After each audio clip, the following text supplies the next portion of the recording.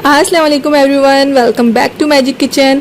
आज मैं आपके साथ एक बहुत ही मज़ेदार सी बलोची डिश शेयर करूंगी। आज हम बनाएंगे बलोची कढ़ाई, जो बहुत ही मज़ेदार होती है। आप लोग ज़रूर ट्राई कीजिएगा। अपनी रेसिपी की तरफ चलते हैं, लेकिन उससे पहले मेरे चैनल को सब्सक्राइब कर लें और बेल का आइकन दबाना मत भूलें, ताकि आइंदा आने वाली हर रेसिपी की नोटिफिकेशन आप लोगों को मिलती रहे। यहाँ पे मैंने ऑयल गर्म कर लिया और इसमें डाल रही हूँ थोड़ा सा नमक। अच्छा, नमक पहले डालने से ये होता है कि इसमें हमारी जब हम चिकन डालेंगे तो वो नीचे नहीं लगेगी। और मैं यहाँ शामिल कर रही हूँ यहाँ पे अपनी चिकन मैंने यहाँ पे 500 ग्राम लिए और इस चिकन को हम फ्राई करेंगे इस ऑयल के अंदर।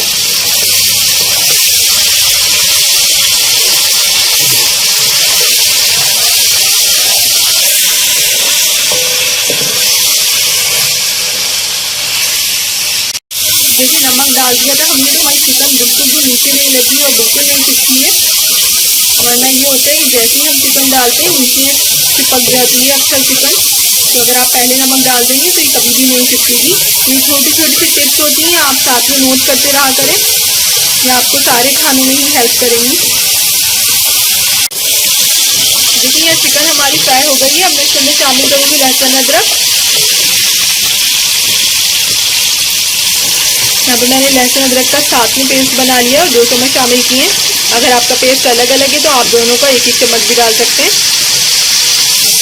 और चिकन को हम यहाँ पे फ्राई करेंगे लहसुन अदरक के साथ भी।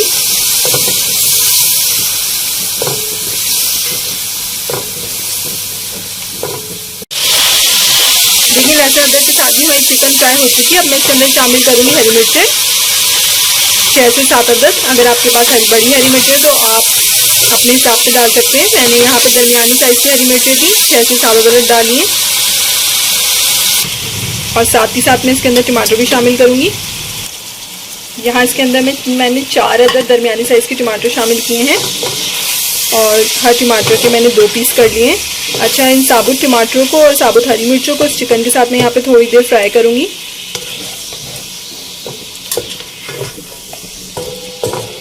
3 से 4 मिनट तक इसको मैं यहाँ फ्राई करूँगी।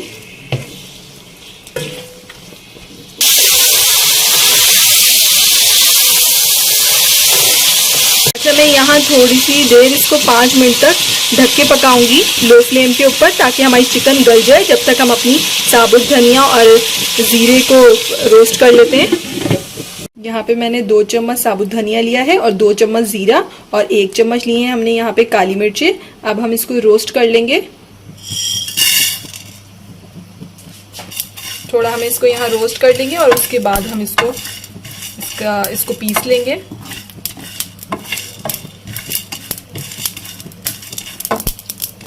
देखें, ये रोस्ट हो रहा है और इसमें से खुशबू भी आना शुरू हो गई है बहुत अच्छी सी।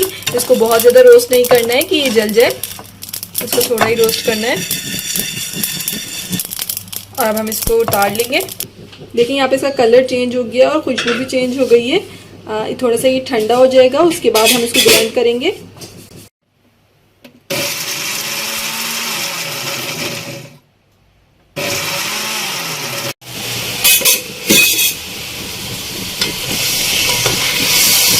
देखिए, हमारे टमाटर की स्किन बिल्कुल अलग हो गई है। अब हम इसको अलग करके उतार देंगे इस तरीके से कि हमारे टमाटर रह जाए और इसकी स्किन हम अलग कर देंगे।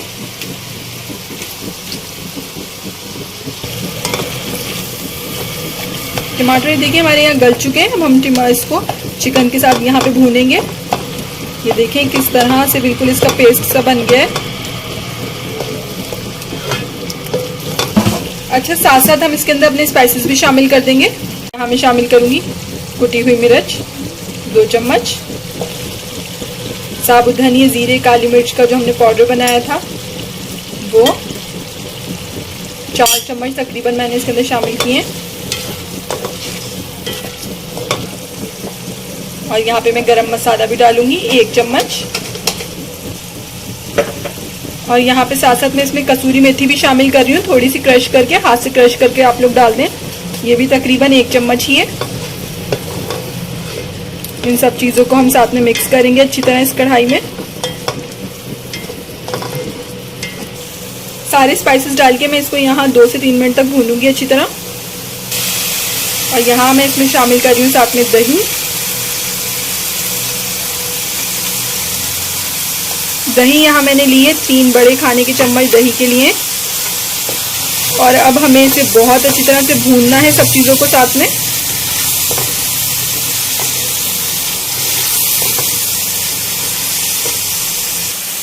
अच्छा, यहाँ साथ में मैं थोड़ा सा नमक और शामिल कर रही हूँ, थोड़ा हमने पहले डाल दिया था और थोड़ा सा मैंने अब इसमें शामिल कर दिया है।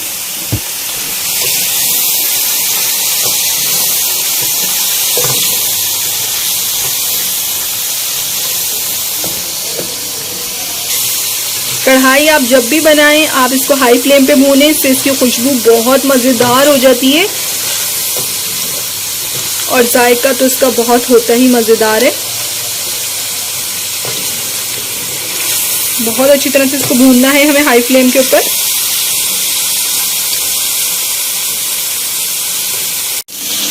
कढ़ाई देखिए हमारी यहाँ भून चुकी है अच्छी तरह से।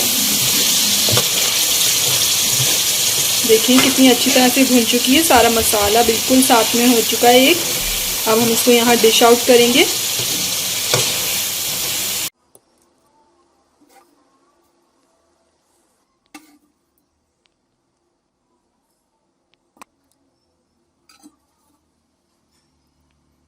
यहाँ बिल्कुल रेडी है हमारी बलोची कढ़ाई। आप लोग इसको सर्व कर सकते हैं नान के साथ या फिर चपाती के साथ। बहुत ही मज़ेदार बनती है ये कढ़ाई की रेसिपी। आप लोग इसको ज़रूर ट्राई कीजिएगा। रेसिपी अच्छी लगे तो मुझे लाइक और कमेंट के ज़रिए ज़रूर बताइएगा आप लोगों को कैसी लगी थी। इंशाल्लाह फिर मिलेंगे एक नई रेसिपी के साथ। जब तक के लिए अल्लाह हाफिज़।